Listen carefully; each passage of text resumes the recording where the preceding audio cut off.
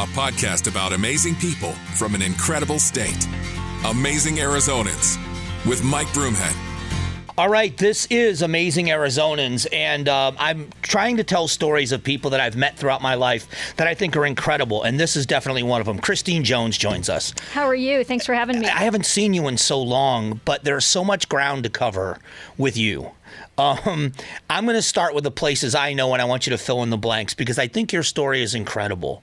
First, let's talk about GoDaddy, because for me, that name and working with Bob Parsons and that company coming into fruition is something that's an amazing story. But your involvement in all of that, please talk about that.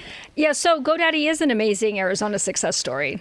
And it wouldn't have been possible without Bob Parsons, who is just a brilliant serial entrepreneur, has moments of sheer genius when it comes to marketing. But, you know, I was practicing law and got a phone call and got invited to come interview for a tiny little startup company in North Scottsdale called GoDaddy. And I actually went to the interview as a favor to a friend of mine and, of course, ended up joining the company. And I thought, you know, there's maybe a dozen people or something. Maybe I'll help them get sort of situated as a real company and have HR policies and things like that. And, you know, more than a decade later, I was still there doing what we're doing. But we And how much had it grown in that decade? So we grew from, you know, just a dozen or so people to about 4,000 employees, most of them right here in Arizona. By the time we ended up entering a transaction to sell a majority interest. Of course, the company then went public, and today they have many thousands of employees and locations all over the world. By far the global leader in domain names and internet hosting and, you know. So my website's with. Yeah, and thank you for that, because that $9 really helped us out, because a lot of $9 adds up to a lot. But yeah, it was a great success story. And, you know, Mike, one of the things that I didn't anticipate going there is that in late 2001, when I joined, technology was going pretty quick, but policy never goes quick, as we know, watching what's going on in Congress right now. So I had the incredible opportunity to kind of spend time in Washington working on establishing policy that governs the internet, and working with lots of people in lots of different contexts, whether it was other domain registrars or hosting providers or even, God forbid, Google and then later Facebook. We did build out a sort of a set of policies that now help make the internet a better and a safer place. I don't think people understand the importance in that role. And I know that you were a part of a forum where we talked about this, that you were really on the cutting edge of, on one hand, we have to protect our clients' information and privacy from the government, but you had a sense of responsibility that the internet now could be used as a tool by predators, and how do we balance the two? You really were a big part of the ground floor of that, weren't you? Yeah, and again, none of us really anticipated this. We thought the internet is wonderful for a lot of good things, whether it's education or commerce or gaming or, you know, whatever the case might be. But people also do not nice things on the internet. And so over time, as we amassed a bigger presence and ended up running about a third of the traffic on the internet, if you can imagine, out of this tiny little company up in North Scottsdale, we realized that the people who were engaging in illicit activity were interesting to law enforcement, and we could be really helpful. So, you know, we had to strike a balance, but we did help law enforcement catch a lot of bad guys.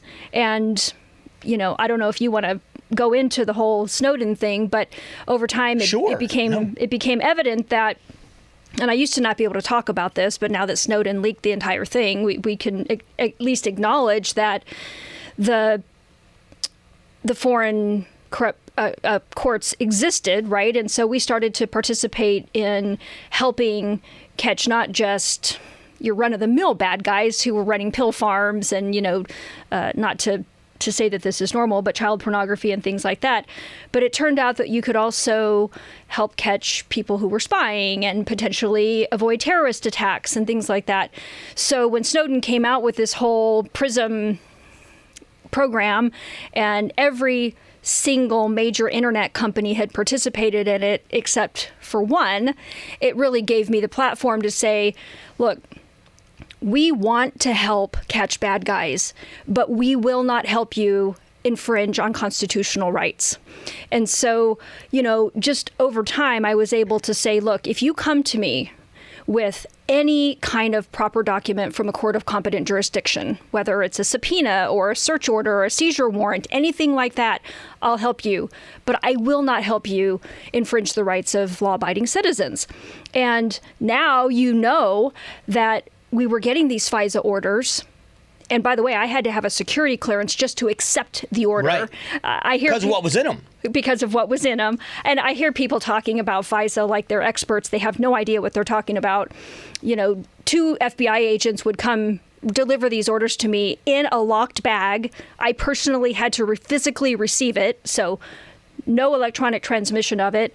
And I could be the only person in the company that was even aware that those things were going on. Did you have to have a SCIF at GoDaddy? Did you have to have a special room to keep those documents? We couldn't keep the documents. Oh, you could just look at them and then... That's right. So they come in a locked, like a bank vault kind of a thing. 2 FBI agents deliver it. Sometimes they would fly from Washington to deliver it. And I would say, guys, this seems kind of expensive. Why don't I just pick it up next time I'm in D.C.? And they would say, Christine, we've got a plane flying around that costs us, X number of thousands of dollars a minute. Yeah. Just waiting for this information. So, weirdly, this little crazy company with the Super Bowl ads and the girl with the tank top ended up being involved in helping prevent some really bad stuff. It's fascinating you say that, because when I think of GoDaddy, I think about being an ISP or, someone that I buy my domains. My broomhead.com is with GoDaddy. That's a great domain, by the way. Well, it's you and I talked about that. Yep. I actually got it for a lot less money than they actually wanted to sell it to me for. So I was very fortunate. But to have that domain name, that's what we think of. But you getting to know you showed me that you had to be a big part of standing up for your clients, and at the same time having the responsibility to know that that's a powerful place to be when you got 1/3 of the internet traffic coming through your building, that there's a lot of bad people out there. What was that like for you personally?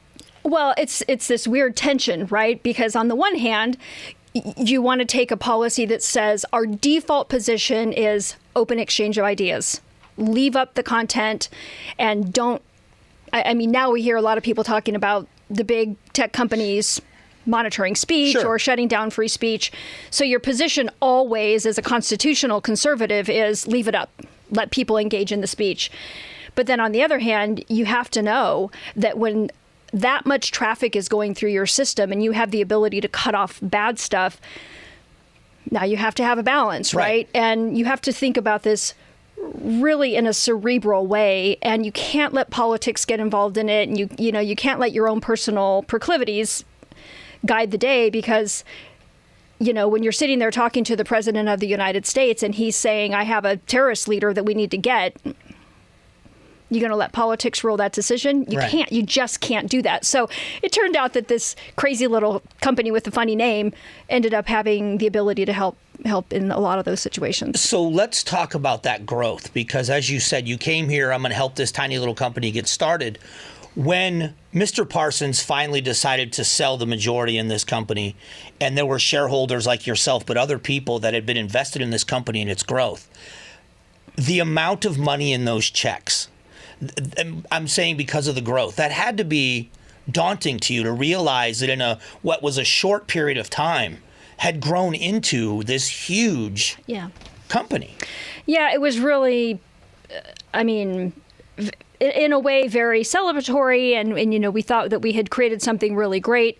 And by the way, all 4,000 of those people contributed, right? It wasn't just Bob, it wasn't just me, it wasn't just the executives, it was every single human being who was involved there.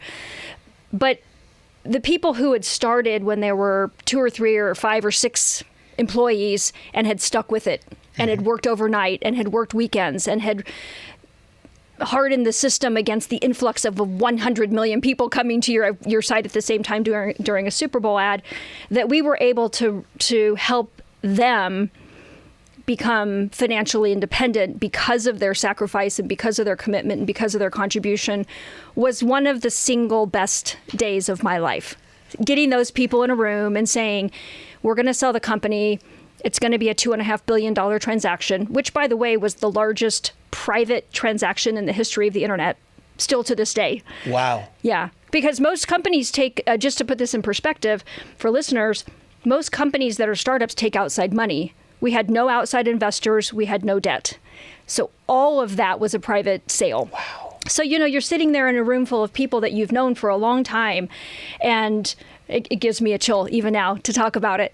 And knowing that their children and their children's children are probably going to be, corrupted by their money, but also set up for generations was literally, it was the single most impactful day of my life. And for you, when did it click for you? When did it go from, I'm going to go to this little company and help them, to I'm a part of something that I'm really proud of? Well, it started in a funny way, because even before I had left my law firm, Bob Parsons called me, and he had been contacted by a woman who found a naked picture of herself on the internet. And he said, "What do I do? Should I leave it up or take it down?" And I said, "Well, I don't know, Bob. I'm a securities lawyer. Yeah. I have no idea." And it was almost immediately that I realized the law was not keeping up with what was going on. So the ability to influence policy became obvious to me pretty quick. But none of us knew, not Bob, not me, nobody in that space knew that we would be at the right time, in the right place, with the right message to become the largest. Because don't forget, we were the 47th largest registrar out of 50. Oh, I didn't know that. At the time. I did not know that. Now there are thousands and thousands and thousands. I mean, we had tens of thousands of resellers that resold our products, and we became by far the biggest. I mean, bigger than the next 10 largest competitors combined. When you were just talking about that responsibility, but when you look at that growth in that company and you influencing policy, hasn't it always been this way with technology, that the law lags well behind technology? It's always playing catch up with technology. Do you think it will ever catch up? No, it can't. It can't. And you look at what's going on with artificial intelligence and machine learning now. That was the next question. Yeah. I mean, what's going on, and policymakers try to keep up. But you think about a policymaker that you knew, and you talked about Senator McCain a lot, or Senator Kyle, John Shadegg, some of the guys that were around at that time who were really, really putting in the work and really putting in the effort to try to keep up. They can't. Because in one moment, somebody's coming into you to talk about water rights, and the next moment they're talking about, selling oil to foreign states, and the next minute they're talking about home manufacturing. There's just no way for them to keep up. But isn't it possible for a legislator? Let's talk about John Kyle with what he did with water. You can educate yourself on water, and it's a pretty static education. Water is water is water, and what can we do to improve it? Yeah. Technology changes so fast that even the experts are playing catch up many times. It's really hard. So you watch these hearings in Congress, whether it's the hearings with the CEOs from the large tech companies, or the Twitter hearings after the Twitter files. Not a single person on that dais knew the questions to ask. If they had somebody who had experience, say for example, me, asking the questions, not to shine light on my own self, but you really could put in perspective what the issues were. But you can't expect people who have been in office, particularly not in our system where people stay in office a really long time, to be up on those issues, to your point. They just don't stay the same. They change every single day. So they have to be getting advice, but they have to be getting sound advice. That's where you came in. And were you a trusted voice to the majority of those people? My sense is, and I can't speak for them, but I do know that there was a lot of due diligence around our transaction. And when the people and if you're going to pay $2.5 billion for something, you're entitled to know everything there is to know about it. When they started asking around on the Hill, they did say that we view technology policy as being synonymous with Christine Jones, which I took as a super high compliment. Mm-hmm. And, you hear a lot of stories about people in office, and there's lots of perceptions about how people are in the public. But I can tell you, when it came to protecting children, protecting the elderly, doing the right thing on the internet, bipartisan coalitions of members came alongside me, and they really helped me push through very important legislation that still exists today and funds crimes against children task forces and Homeland Security and those sorts of things. And they just really put down their swords. When you, let's talk a little bit more about your career, because I read something on social media that you posted recently about Snoop Dogg. I thought, I've known you for a long time. We've never talked about Snoop Dogg. Well, so this became kind of a controversial thing when I was running for governor, because when I was in law school, I worked at the DA's office in Los Angeles for 3 years. And, there was all this controversy about, was she a prosecutor, was she not? And LA, or the state of California, has a fantastic program where law students can become certified, and then you can actually try cases yourself, which I did, which was the best experience ever, right? If you could actually make a living being a prosecutor, every lawyer would do it because it's the best job. But I was a law clerk in the hardcore gang division when Snoop Dogg was being tried for murder. And a lot of people don't even remember that he was. I didn't. Because he's so ubiquitously well regarded as a businessman. And the guy is a genius, clearly, right? But a couple of my buddies there were working on that case and asked me to just do some background stuff. But we went to court, and whether it was, crime scene photos or trial exhibits or that sort of thing that law clerks do, we were able to be in the courtroom when the case was going on. And the thing that I posted recently was because Tupac was murdered and somebody who was involved in his murder was recently arrested. Right. 23 years later. Right. So you end up getting involved in so many crazy things in your life. I mean, you went from rodeos to electrician to who knew that you were going to be sitting here having an interview with me today? Right. Like, you couldn't have predicted that, right? Never. I couldn't have predicted that I was going to work on the OJ case ever, right? Like, how could that have happened? Which, by the way, the anniversary. I know. I know. But at least, he I get it. Eventually got his comeuppance, I think, a little bit. And now he was talking about the Murdoch case because suddenly he's the expert. Yeah. Okay, OJ, I know. slow your roll a little bit. I know. Friend. Slow your roll. But the Snoop Dogg thing was really interesting because my point there was, and I think this is true for every single human being in whatever context they exist in, he had a family that supported him. In his case, it was the people behind Death Row Records and the people who were the recording artists.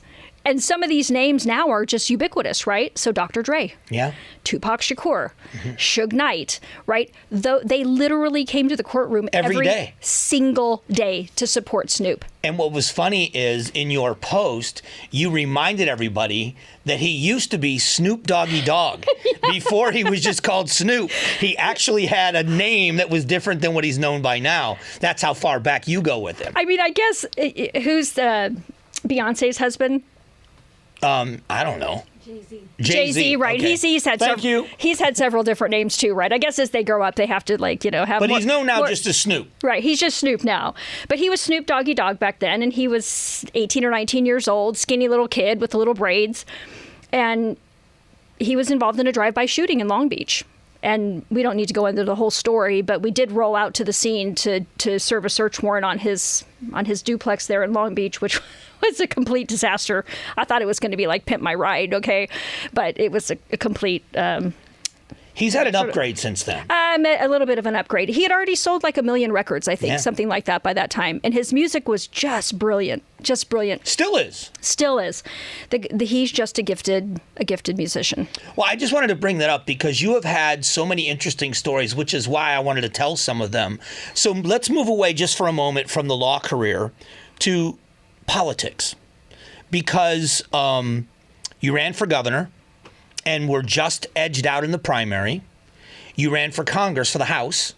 And wasn't it the smallest margin of defeat in the history of elections in Arizona? It was. How many votes? So at the end of counting, Andy Biggs was ahead by 9 votes. 9. Which required an automatic recount. And through a series of court proceedings and advocating for additional votes to be counted, he ended up winning by 27.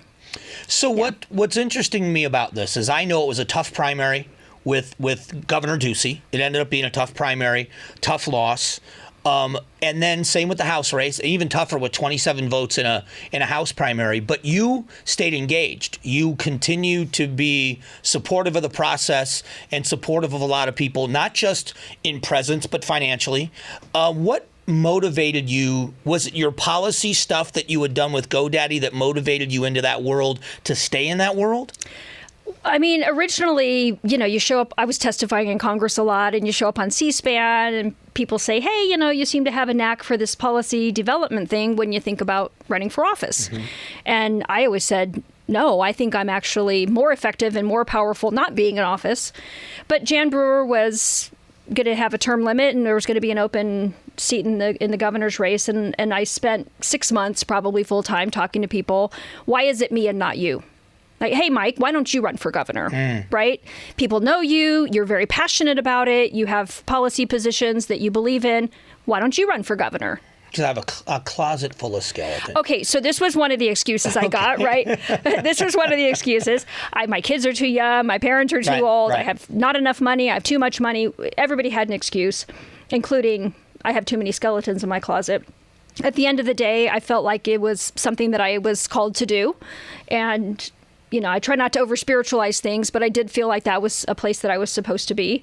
And, but it never, and I don't think it ever should become a personal vendetta when you lose to somebody, right? I mean, at the end of Doug's term, I actually hosted the luncheon for him, right? Yeah. I emceed the luncheon for him because if you don't have enough integrity to believe in the outcome, and if you object to it, object. If you want to litigate it. But at the end of the day, you have to go with what the outcome is. Then, it seems inherently un-American to me, right? I don't want to cast aspersions on anybody that takes a different position. And I know, at least in Arizona, there's deeply heartfelt belief that the election system was rigged or fraudulent. Sure. or whatever. And you'll never disabuse people of that notion. It's almost like a religious belief. But I've just had to come to grips with the fact that if you don't believe in the outcome and you don't support the person who's in the office, then you're not really participating in the constitutional republic. And I think that's it's one of the things I've admired about you most, because it would have been one thing if you had walked away and not made any noise. That would have been one thing. But to stay in and support some of the people those were tough races. They were very tough. They were tough battles. I mean, all of you are tough people, type A personalities. And for you to stay engaged in the process because you wanted it to be better, I think it says a lot about who you are. Would you consider, or is that ship sailed, another run for another office? I mean, look, Mike, every single day somebody asks me to run for something, and I don't have any current plans to run. I have a software company that I own that's functioning, and I have a law firm that I run that's doing well. So I don't have any current plans, but I always leave open the possibility that if I'm supposed to, and there's what I perceive to be a vacuum in leadership, I'll be open to the opportunity. Certainly, as of today, that's not the case. Okay, so I got to go back because I forgot a question I needed to ask you about your previous life with GoDaddy. I completely spaced this. That's why these things are... Yes! Weren't you in one of those ads? Weren't you the lawyer at the table in one of those? And for anybody that's too young to remember, they were racy. It was Danica Patrick in a bikini. No, Danica was never in the bikini. No, but it was Danica Patrick and it was other girls, but they were racy ads. Yes. Yeah. And you were the lawyer in the ad. Yeah, so we had an ad once we started sponsoring Danica and then took her full-time in NASCAR. We used her in a lot of ads. I think she's been in more Super Bowl commercials than anybody in history, right? Weirdly. And so one ad, we were doing a spoof on the old baseball steroid hearings. Yep. And so, we had the girls that were playing the baseball players. And Danica was going to do the big reveal that she had been enhanced by having a website at GoDaddy. Well, I was playing her lawyer at the table there, and I objected vehemently to being in the ad because I was always behind the scenes, kind of editing what was going on. But I did agree to be in that ad, and it turned out to be the most watched Super Bowl ad in history. I can't believe I forgot to ask about this earlier. Literally, as of today, it's the single most viewed ad in the history of Super Bowl commercials. It's absolutely madness to think about it. What did the people that knew you think of that? Because it was a complete diversion from your reputation. You know what I mean? At the time, you were not someone that was going to do that? Well, I said, look, I don't want to be in the ad, but if I have to be in the ad, I'm playing the lawyer and I'm going to play the straight guy, right? So I was in my pinstripe suit and my silk blouse and the whole thing. But it was funny because I think people who knew me thought exactly what you thought. Right. I'm pretty straight-laced. I'm kind of a nerdy rule follower. And the fact that I would play, Danica, who, by the way, is just inherently beautiful, and in addition to being a very serious person and an above-average race car driver, she's really smart. I mean, she's a good business person, isn't she? She really is, and she's had her post-race career has been phenomenal, right? She's got a wine distributor or winery, and she does a very successful podcast, all this sort of self-improvement stuff. But the people that knew me were a little surprised, but then they saw it and they thought, "Oh, okay, you're the serious person." Was it fun? So that ad. Not to get too inside baseball, most commercials are done in short snippets. And you'll have, a couple of cameras and you do 3 seconds or 5 seconds or something like that. That ad was filmed like a television show in a 360-degree studio with 12 cameras. And it was all done in one take, the entire thing. And so it was very unusual in that sense. So the actresses actually had to act, right? Which is not that common in a commercial setting. And the set was very elaborate. So you had the whole crowd in the back and you had this whole panel of judges in the front. And Bob Parsons was in that ad as well. Mm-hmm. He was one of the judges. And, in between takes, Bob and I would huddle and decide how we wanted to tweak it and things. But it was very interesting because the technical piece of that ad we were very proud of, because it had really very seldom ever been done in that way. Obviously very expensive to produce it that way, but it turned out to be a great ad and people loved it. It's interesting because we talk about our lives and the weird directions they take. How many people can say, been a part of a company that was a startup of 12 people, they throw names out like OJ and Snoop Dogg, and oh, by the way, I've been in a Super Bowl commercial. It's a pretty incredible life, wouldn't you say? It is. And for a person who grew up in Southeast Denver, just a scrappy little freckle-faced redheaded kid, there's no reason that I should have grown up to have any of those experiences, except that I believe people treat you the way you let them treat you. Mm-hmm. And look, you got to work hard and you got to earn respect and you have to treat people well. But at the end of the day, education becomes your great equalizer. And if you do what you have to do and you work harder than anybody you know, and you let it be known that you're not going to be treated as less than, you can end up with these crazy life experiences too. Where did that sense of self-confidence come from? Because it takes a level of self-confidence. You have to be used to being told no and realizing that doesn't mean no. You telling me I can't doesn't mean I can't. Where does that come from in you? So you're the oldest in your family, I am the right? Oldest. So I'm the youngest and only have brothers. And so part of it was, getting the crap beat out of you by all your older brothers your whole life. But also both of my parents, we didn't have much, but they were both very disciplined, both very hardworking.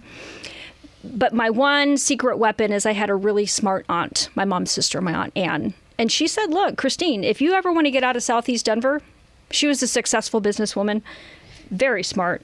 She said, you're going to have to get educated and you're going to have to work harder than anybody you know. And watching her and, seeing how my parents interacted in a situation where they didn't have much, but they demanded respect and they earned respect, I think that's probably where it came from. But the single most important thing, and I don't typically, talk about this in the political context, is simply from my faith. And because I really believe that in your life, you should consider other people as better than yourself. And if you seek always to serve people, then, you necessarily get respect. This is the perfect interview because you just lead me right into the segues, because that was the next one. Is one of the things that I have always admired about you. It would have been easy for you to take the rest of your life off. You had achieved great success financially, like you said, the businesses you have, but your philanthropy, your giving is really something that I try to emulate. And I wish I could achieve the level. And I'm not talking about someone that could write a check writing a check. Your real involvement, St. Vincent de Paul, an organization we both love so much.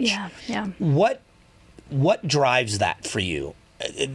Because it's constant. We've had conversations about getting together, and you're doing this or you're doing that with this organization, and you're on that board. What is that about you? So some of the philanthropy and some of the volunteer work is subject matter driven, right? So I've been on the board of Great Hearts for more than a decade. I believe that every child should have the opportunity to get a great education, right? St. Vincent de Paul really serves the underserved, and they do it in a way that actually tangibly you can observe. They feed hundreds of people every single day, right? So some of that is subject matter driven, but I really think part of the reason I've been successful financially is because I've never really focused on the finance piece. I've always focused on just doing the right thing because it's the right thing to do. And okay, I know it's easy for me to say, sitting where I sit, don't focus on money. It's overplayed. But if you have an opportunity to make an impact and you don't do it, and you roll your tape forward and you think, what is the end of my life going to look like reflecting back? Are you really going to be proud of what you accomplished? And isn't it true that when you do something, you think you're helping someone else, and at the end of it, you feel like you've gotten so much more from it 1,000%. Than you've ever done. 1,000%. I'm starting to tear up talking about St. Vincent de Paul, taking groups of people. We started something called the Action Alliance here, and bringing listeners to introduce them to organizations. And we went and prepared and served a meal down at Cass at the yeah. And you could tell who the people who had never done it before at time of service, because you prepare the meal, you get it ready to go, and then they open the doors. And when you just see this wave of people coming in that seems like it's never going to end, you can see people that are for the first time there realizing this is the amount of need, and then telling them it's a tip of the iceberg. It's life-changing to realize the needs that are out there and to be a small part of, and to watch those people now sitting at a table with someone that's getting their only hot meal of the day and having a conversation with them and realizing these are human beings that just need human contact. So years ago, I was down at St. Vincent de Paul, and they have a morning speaking series that Jimmy Walker's been doing for oh my gosh, probably 20 years now. And he had asked me to come down and speak. And it's motivational, and you talk about never giving up, and maybe tell a couple of personal stories. And at the end of it, a few people will come up and say hello to you and thanks for talking. But a woman came up to me, and she said, just remember that this might be temporary, because I was you once upon a time. She had been a successful businesswoman, had everything, and then, through a series of life events, just lost it all. And I thought, isn't that true?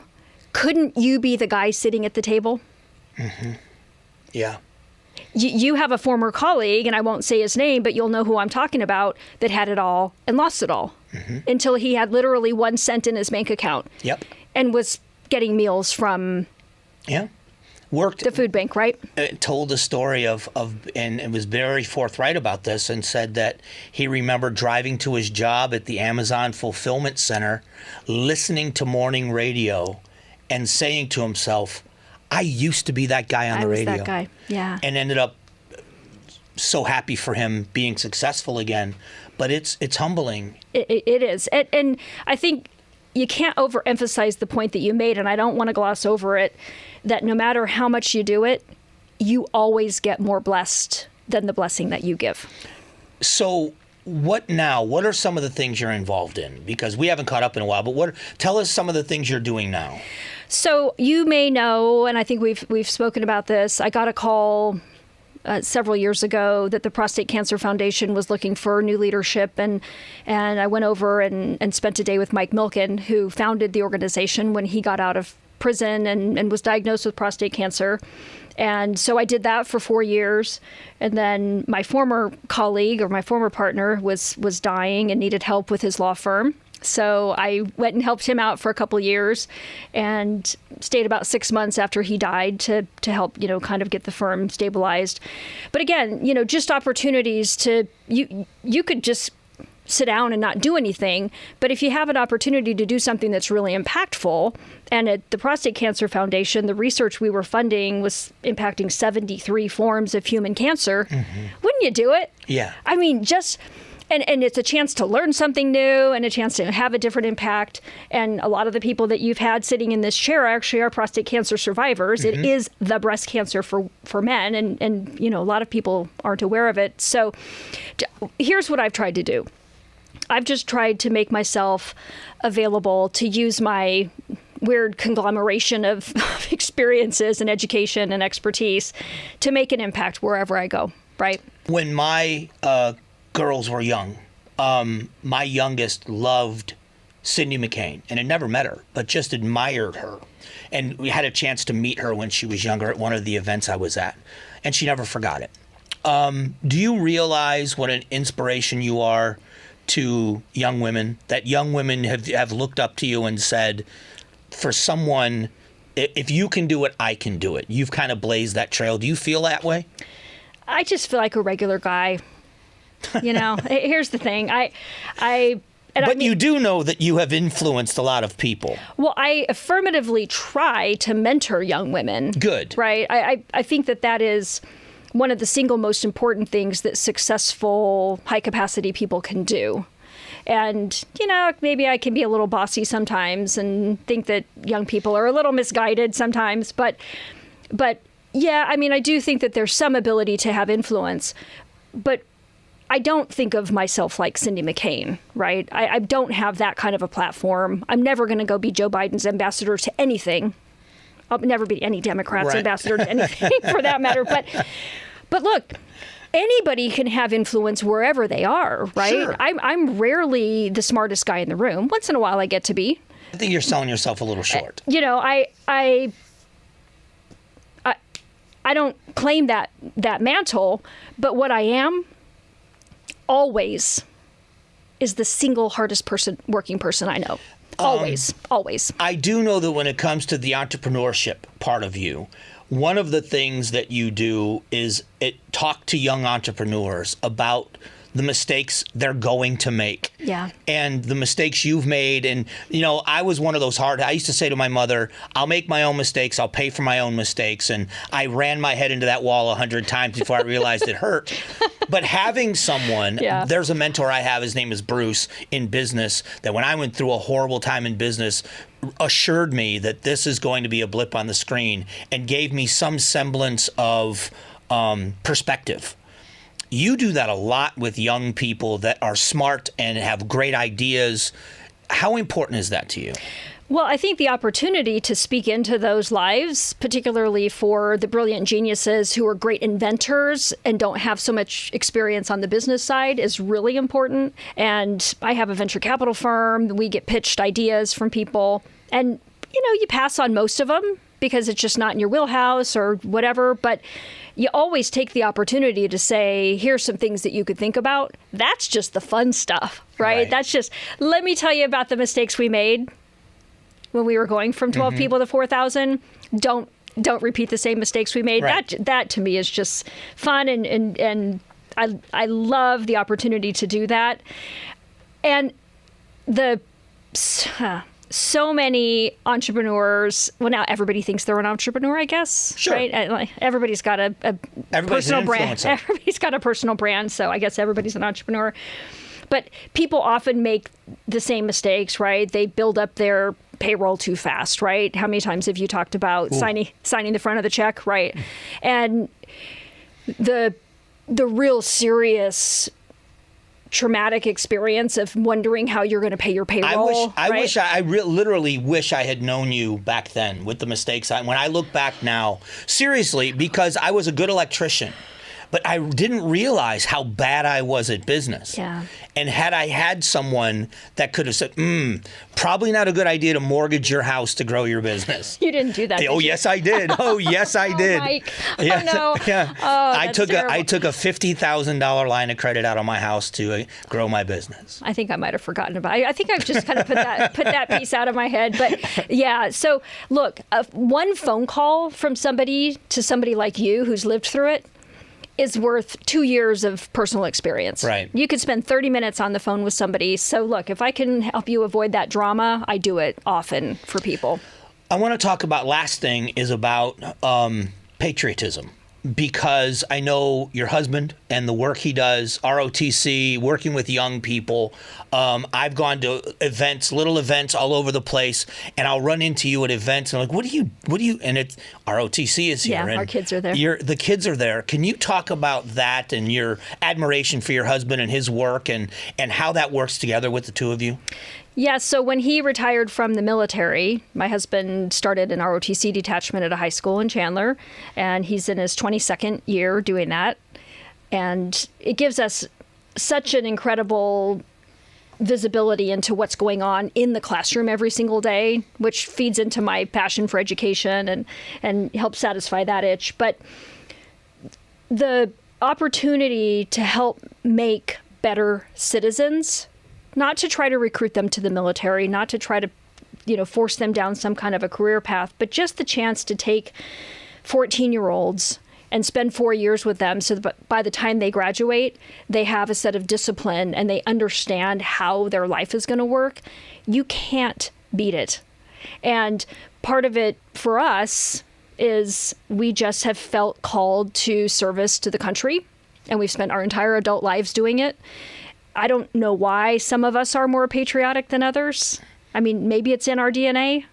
Because I know you were like that too. Yeah, but obviously the sacrifice of my brother is a big part of it. But you were like that before. We were like that before. And going to your house, I mean, how tall is the flagpole? I mean, how high does that flag go out at your house? It goes high enough so you can see it from all 360 yes, degrees. Exactly right. Yeah. That's one of the landmarks of trying to find where your house is. Yeah. But also to those young people to have that sense of love for their country. The old Kennedy adage, ask not what your country can do for you. Yeah, that's that right. Instilling that in young people. And it's great to see when those young people show up at an event that they realize what they're representing when they're presenting the flag, when they're part of the color guard or honor guard, that they are, that's a big responsibility for a young person. And it's of all the things you do, that's one of the coolest, I think, that with high school kids, probably not something you're going to win awards for, be recognized for, but I think it's immensely important. It is. And I have to say, not just because he might listen to this one day, but because I say this all the time, I'm married to the single nicest guy known to mankind. He is a sweetheart of a man. And I don't know what he did in a prior life to get stuck with me for 36 years, but honestly, the hours and the work that he puts into that program to help kids understand that honoring your country matters is something that he'll get a lasting reward for. Not an award today, but in eternity, he'll be rewarded for that. I want to thank you. I mean, you've been such a great friend. Arizona's lucky to have you here. And it is such a great story. And I hope that if you get to watch any of these podcasts, learning about people you admire, there were things I had no idea happened, and I learned about them recently about you. And I appreciate you sharing them because sometimes it's not easy to talk about yourself. Well, thank you for having me. And I'd like to talk about anything other than myself. So you're right. It needs to be told. I mean, you don't think it's a great story. No, if it was somebody else's story, you'd read the book. I would read the book. Okay. I'm just a regular guy. I just work harder than the other people. Okay, perfect. Christine Jones. Thanks for watching Amazing Arizonans, a KTAR News podcast. Tap the box on the right to catch up on Season 1 and click the button in the middle to subscribe to KTAR News.